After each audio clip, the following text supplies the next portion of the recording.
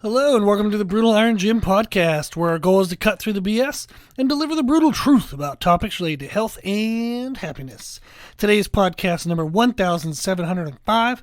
The topic is training and the title is Recovery Capacity Should Dictate Your Programming Parameters. Now, this is kind of a little bit of a long title, but a friend of mine, and who's also a client, sent me a podcast. It's called MOPS and MOES, M-O-P-S and M-O-E-S, and it stands for Measure of Performance and then Measures of Effectiveness. So that podcast is MOPS and MOES, and my friend sent me this, and to quote him, because it feels good, is he said, "You are great at this," and then he just sent me a link. And I was like, well, of course, I'm going to check that out. So I listened to the podcast. Now, their podcast is geared towards tactical athletes and professionals. The client and the friend that I'm helping, he's in the military. So they have they're kind of their own set of demands. I've helped like tactical games athletes and other military as well, and first responders and whatnot. It's interesting because there's a blend in the training to where you want to have strength, you also want to have muscular endurance, you have to have cardiovascular performance, which is like kind of sprinting skills and then also really long distance skills. It's a fun blend of stuff. And when you look at strength, they need absolute strength, but they also absolutely need relative strength. And what that means is they need to be able to move heavy things, but they also need to be able to move themselves. So they can't be a heavy thing. So it's a fun blend. I absolutely love programming for those types of athletes and those types of goals. In our live monthly programming, we have a program option called functional athleticism, which is the exact same thing, just a different terminology. But you would have strength to move heavy things, strength to move yourself, so that way you're not too heavy of a thing, muscular endurance, cardiovascular performance, which I said is, again, kind of sprinting efforts and then long distance efforts. Now, that podcast, I really like it. Again, it's geared towards tactical athletes, professionals, and they have the aim to do exactly what I try to do, which is cut through the BS and give exactly what works. So I love it, love it, love it. Now, they had a recent podcast, and this was the podcast my client and friend sent me, and it was titled Rethinking Powerlifting. And the guest was Taylor Starch. And you can find him on Instagram if you want. But they were talking about, in a sense, overtraining with in programming on multiple goals. When you want to achieve a lot of things, it is very common and very easy to overtrain. The reason why is because generally people often think, if I want to be strong, I'll do what the strongest people do. So their title, Rethinking Powerlifting, was because often if people want to be strong, absolute strength, they moving the heaviest thing possible, they look at powerlifting because that's what powerlifting is, moving the heaviest thing possible. It doesn't matter how much you weigh, and there's absolutely no cardiovascular component to it pretty much, other than what you need to just recover for your next sets. But it's strength. So if I want to be as strong as I can be, I'll do what the strongest people do. Same thing as if you want to have bigger muscles. If I want to have bigger muscles, I'll do what the people with the biggest muscles do. So you might look at bodybuilding. If you want to run the fastest, you'll look at what the fastest people do. So if you're thinking about sprinting, you would look at what Olympic sprinters do. Now, for tactical athletes, or what I call like functional athleticism, they want to do everything. So similar to CrossFit, they want to be the best at every aspect of what may be demanded of them. So they want strength, they want muscular endurance, and they want cardiovascular performance, which again is sprinting and long distance. So they often approach their training with that I'll do what the best do mindset. So they do the full program that the strongest people in the world would do, powerlifters. But then if they want muscular endurance, they'll do the full program of what the people who have the greatest muscular endurance have, which if I had to categorize that, I would say CrossFit, easy. And then if they think of cardiovascular performance, that's kind of challenging because it's two different things. You're looking at sprint efforts and long distance efforts. So they might think, okay, I want to do what the sprinters do, and I want to do what long distance people do. So they're doing multiple training goals to the absolute fullest extent. What does this lead to? It leads to them feeling beat up, tired, joint pain, small little injuries they're having to work around. They're moody, miserable, and all around they feel like shit. That's what happens. If I try to do the most of everything, I feel the worst. Why? It's because you're overtraining. Overtraining. The strongest people in the world do only that. That's all they're focused on doing, is to be the strongest person in the world. The people with the best muscular endurance, that's the only thing they try to do. The people with the best cardiovascular performance, that's the only thing they try to do. In those individual training focuses, they do only that. So their programming fills to the maximum of recovery capacity. Whatever the most they can recover from is what they do. Now, if you have 3 separate goals, strength, muscular endurance, and cardiovascular performance, you're wanting 3 mosts. Right? So if the strength people do the most that they can do, that's 1 most. If muscular endurance people do the most that they can do, that's the 2nd most. And cardiovascular performance, we'll lump that in together and say that's the 3rd most. So tactical athletes, functional athleticism, people with multiple goals, whatever that might be, if you're trying to achieve all of those goals at one time, you want to be the most of all of those at all times, you're trying to do 3 mosts. Here's a little public service announcement. You don't have 3 mosts. You barely have 1 most. And what I mean by that is between family, work, life stress, and then training, you don't even have the most of your 1 most to give to your training. You have other demands in life. You have other crap that you have to do. You don't even have the most of 1 most, let alone having 3 mosts. If you're trying to do 3 things to the most, you're going to feel beat up, tired, achy joints, moody, miserable, and all around feel like shit. That's exactly why you feel that way, if you feel that way, is because you're trying to do too many mosts, and you don't have that many mosts. You only have 1 most, and you don't even have the most of the most. So very quickly, we out-train or out-demand our recovery capacity.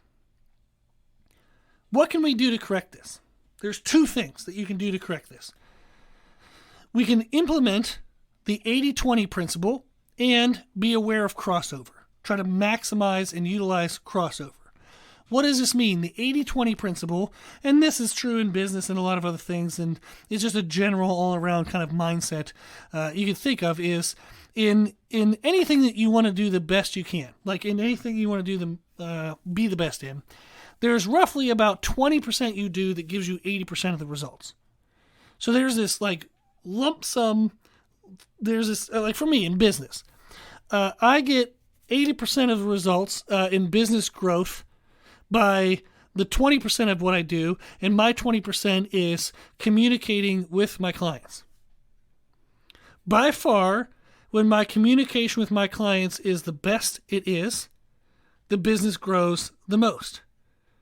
No matter what other aspect I focus on, no matter whatever else I try to grow, if communication drops off, the business drops off. My 20% that gives me the majority of my business growth, the 80%, is client communication. When in training, there is often going to be a 20% that gives you 80%. What you want to do when you have multiple goals is within each goal, find the 20% and only do the 20%. Don't do the other 80%. Because remember, you're trying to divide what you have, 100%, across family, relationships, work, and then your training. So you might only have, say, 60% Okay, if I have 3 goals, strength, muscular endurance, and cardiovascular performance, right there, if I give 20%, 20%, 20%, there's my 60%. The other 40% of what I have the most to give, I'm given to work, family, relationships, financial awareness, all other things, spirituality. That's a huge part of life, mental and emotional health. So you only have 100% to give. If you break down all the other stuff you have outside of training, you might only have 60% of yourself to give to training. So therefore, you only have 20% in 3 different areas. So the 80-20 principle means you have to find the 20% that gives the 80% of results, then only do that 20%. Here's an example. If we look at powerlifting, there are 2 components of powerlifting that are very important to be aware of. There's a strength expression component and then a strength building component. Strength expression is, can I express how strong I really am? I might be super freaking strong, but if I don't know how to technically squat correctly and most efficiently, I can't actually show my strength. This is why powerlifters practice technique all the time. Practicing technique doesn't make you stronger, it makes you better at expressing your strength. This is important to realize, is there's a difference between being strong and then being able to express your strength. When you go into a powerlifting meet, when we look at like how much a person can squat, bench, or deadlift, the highest number isn't always the strongest athlete. Somebody might be 90% strong, but 1% technical ability. Somebody else might be 80% strong, but 15% technical ability. Therefore, they have 95% total ability compared to the first person's 91%, then 95% wins. But they're only 80% strong, the other person's 90% strong. Does this make sense? Your strength expression ability is one component of powerlifting. Another component is actually what you do to build your strength. What I mean by this is, let's say I go into a workout, I have my movement preparation, I do all my drills to be able to move correctly, joints are feeling good, body's feeling warmed up and ready to go. I might warm up in my squats, work up, and I'll do maybe 3 heavy sets of 2. And then I do maybe 2 back down sets of 5 reps. I go and I do front squats, might do RDLs, do dumbbell walking lunges. Okay, that might be a full workout. The part that made you stronger was the front squats, the RDLs, and the walking lunges. The part that you practiced demonstrating the expression of your strength was the squats, the 3 sets of 2, then maybe a back down set or 2. It's important to be aware of this because the 20%, meaning like what's the component that gives us the 80%? What's the component of that workout that gives us the strength? Front squats, RDLs, and walking lunges, not the barbell squats. Ooh, now some people might get a little bit grumpy about that. They might disagree. But what I would argue is go ahead and try the program where you just go in, do movement prep, do the squats, and then leave. You're going to find you're going to go absolutely nowhere very quickly. But if you do the part of the program where you come into the gym, you get your body ready to move, you do the movement prep, skip the squats, do the front squats, the RDLs, and the walking lunges, you're going to continue to get stronger and stronger and stronger and stronger. You might do that for 3 months, and then for 1 month, you just practice the barbell squats, and then boom, you're going to blow past your old PR. The 20%, the fraction of the work that gives us the bulk of the result, is the strength building components. That is the part we want to take from powerlifting. We want to remove the strength expression practice. What this gives us is it gives us a reduced outlook, the reduced output, the reduced demand, but still be able to get just as strong. I might not test and actually see what my strength increase is as often, but I will still be getting stronger. So I might spend 3 months only doing the things like the front squats, the RDLs, and the walking lunges, the accessories. And then I might spend 1 month where I practice strength expression and technique work. So I practice barbell squats. If you spend 3 months doing the accessories, then 1 month practicing the main lift, you are going to destroy your old PRs. So the 80-20 principle means in any goal that I want to be the most I can be in, what is the smallest amount of that work that will still get me great results? So that's the 80-20 principle. When we talk about crossover, for multiple goals, there's often aspects of each goal that cross over, that overlap. Make sure you're not doubling up on these and doing extra work when you just don't need to. So, for example, part of powerlifting is what's called GPP, General Physical Preparedness. There's a lot of different names for it, but if you're following Westside Barbell at all, Louis Simmons, you're very familiar with the term GPP. What this means is he had a theory of a pyramid. Is a pyramid can only ever be as tall as it is wide. That's typical pyramid shape. So your strength peak will only ever be as high as your strength base. What that means is I have to work on my ability to just do work and then refine that work up to a peak such as a back squat. So I have to be able to withstand a lot of movement, a lot of low intensity sled drags, farmer's carries, body weight lunges, maybe jumps, box jumps. I have to be able to do a lot of that stuff and then slowly refine, peak, and then boom, I hit my strength. So your general physical preparedness, your general ability to do work is a limiter for your upper end, top end strength. So in powerlifting, there are components of the programming that are related to GPP, General Physical Preparedness, which is just general activity, just moving around. Again, farmer's carries, sled drags, tire flips, box jumps, body weight lunges, things like that. Well, if you also have the goal of maximal muscular endurance, those are the same damn things. But having good muscular endurance is being able to sled drag for an annoying length of time under an annoying amount of weight, right? Being able to do farmer's carries, yoke walks. So the GPP part of powerlifting is the exact same thing as muscular endurance. They might not be done to the exact same volume or the exact same intensity, but they're the same damn thing.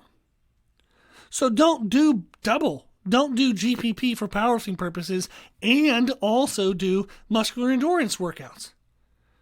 There's no need for you to double up. If there's crossover, just do it once. Do it once as damn best as you can, but do it once. So those two kind of programming concepts are going to be how you can get the most from your one most. How can I achieve the most I can be in multiple areas when I only have one most to give? 80-20 principle and crossover.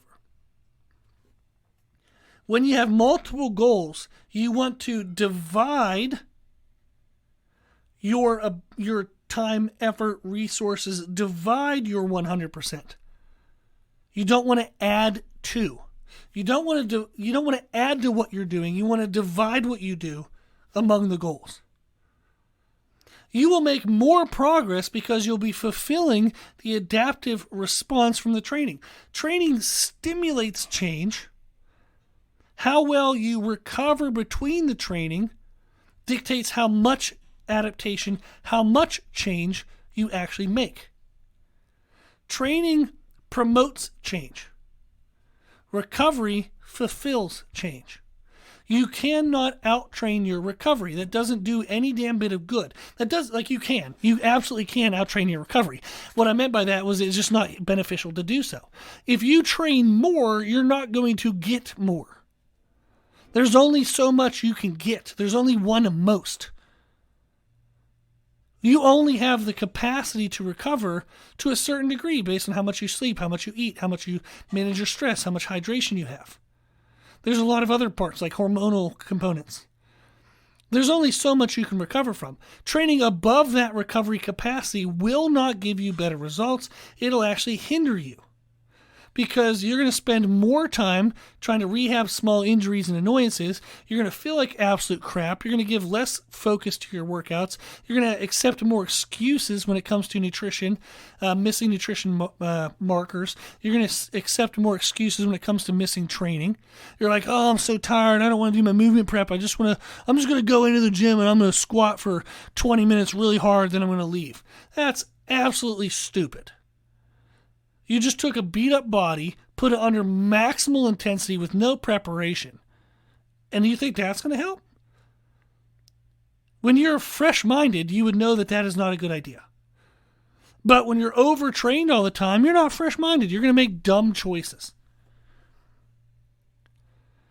When you want to be your best in multiple goals, you have to have the tortoise versus the hare approach. When you divide what you do among multiple goals, not adding to, when you divide, you're the tortoise, slow and steady. If you try to add, you're trying to go fast, You're the hare. You're being a dumb bunny. It is better to be a tortoise than it is to be a dumb bunny. Don't be a dumb bunny.